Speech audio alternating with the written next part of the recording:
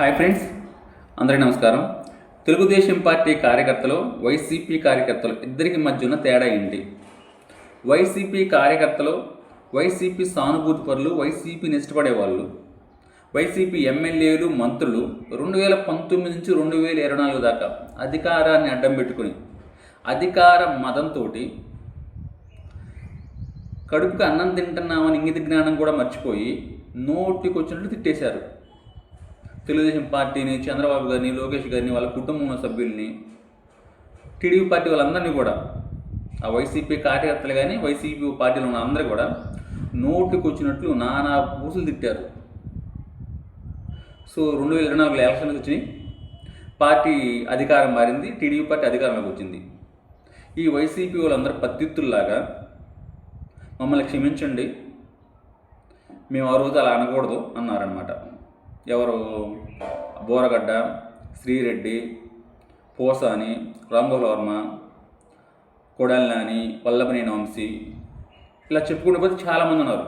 వీళ్ళేంద్ర ఏంటి, ఆ రోజు మేము అలా అనకూడదు, మమ్మల్ని క్షమించండి అన్నారు. అదే ఈ వైసీపీ వాళ్ళు మళ్ళీ వైసీపీ పార్టీ అధికారంలోకి వస్తే వీళ్ళు ఈ మాట అనేవాళ్ళ? లేదు కదా. 2019 నుంచి 2024 దాకా ఏ బూతులు అయితే తిట్టారో ఆ బూతులు ఇంకా ఎక్కువ చేసి విపరీతంగా మళ్ళీ తిట్టేవాళ్ళు.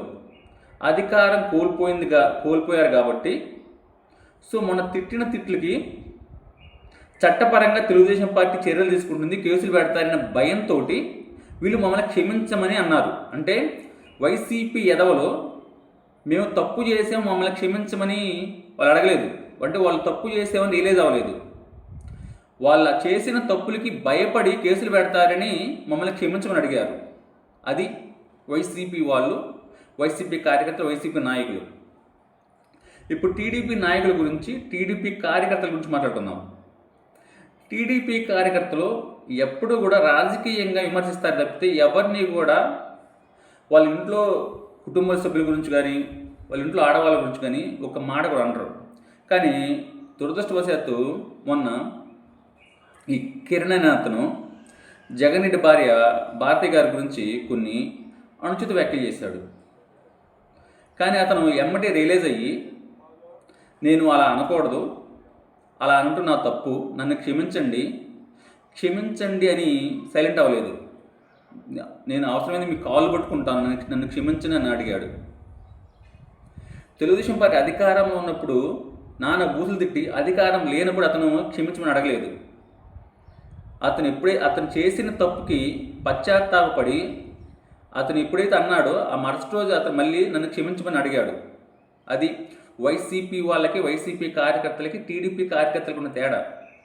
టీడీపీ కార్యకర్తలు అధికారం ఉన్నా లేకపోయినా ఒకేలా ఉంటారు. తప్పు చేస్తే మమ్మల్ని క్షమించమని అడుగుతారు. కానీ వైసీపీ వాళ్ళ అధికారం ఉంటే ఒకలా, అధికారం లేకపోతే ఇంకోలా ఉంటారు. ప్రజలారా, ఈ విషయం మీరు గమనించాలి. అధికార మదంతో, అధికార దాహంతో నోటుకొచ్చినట్లు వైసీపీ వాళ్ళు కోస్తారు. కానీ టీడీపీ కార్యకర్తలు కానీ అసలు మిస్టేక్ మాట్లాడరో, ఏదన్నా ఆవేశంలో మాట్లాడితే ఎమ్మటే రియలైజ్ అయ్యి మమ్మల్ని క్షమించమని అడుగుతారు. మనిషి అన్న తర్వాత ఎవరైనా చిన్న చిన్న తప్పులు చేస్తారు, కానీ తప్పు తెలుసుకొని క్షమించమని అడగడం అనేది గొప్ప విషయం.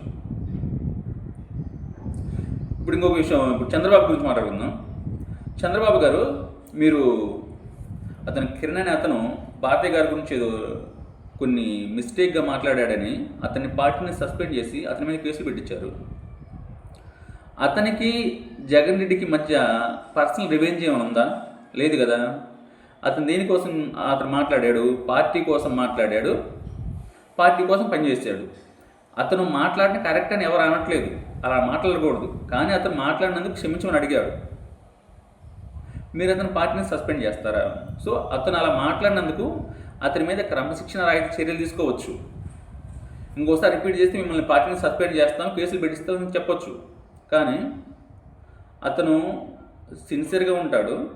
ఏదో ఒకసారి మిస్టేక్లో ఆవేశంలో మాట్లాడని చెప్తే ఒక్క మిస్టేక్ అతను మీరు పార్టీని సస్పెండ్ చేసి కేసులు పెట్టిస్తారా?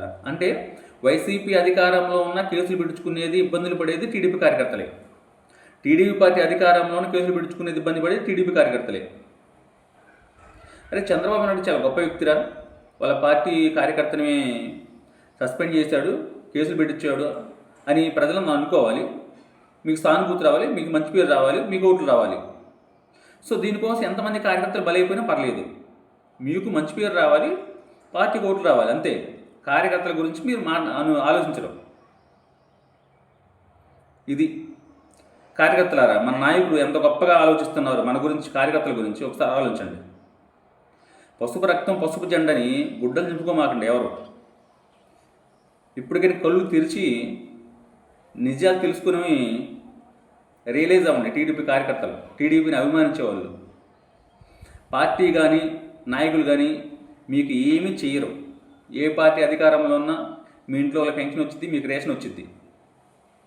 పార్టీ జెండా భుజాన వేసుకుని తిరిగినంత మాత్రాన ఏమి రాదు. ఇదిగో చూశారుగా, అవసరమైతే ఇలా కేసులు పెట్టిస్తారు. జెండాలు పార్టీలు అని చెప్పేసి జీవితాన్ని నాశనం చేసుకోవద్దు. మీ పని మీరు చేసుకోండి.